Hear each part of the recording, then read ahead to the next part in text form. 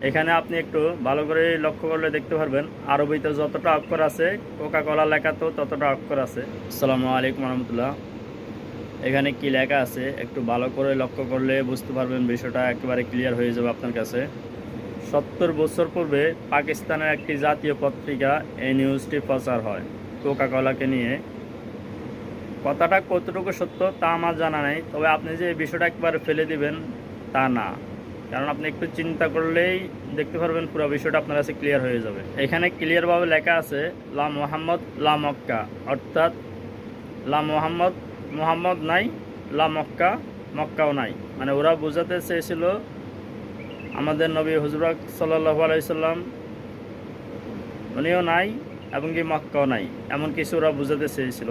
এখানে আপনি একটু ভালো করে লক্ষ্য করলে দেখতে পারবেন আরবিতে যতটা অক্ষর আছে কোকা কোলা লেখাতেও ততটা অক্ষর আছে, অর্থাৎ লা মোহাম্মদ লা মক্কা লেখাতে যতটা অক্ষর আছে কোকা কোলা লেখাতেও ততটা অক্ষর আছে। ওরা আরবি লেখাটাকে উল্টা করিয়ে কোকা কোলাটা লিখছে।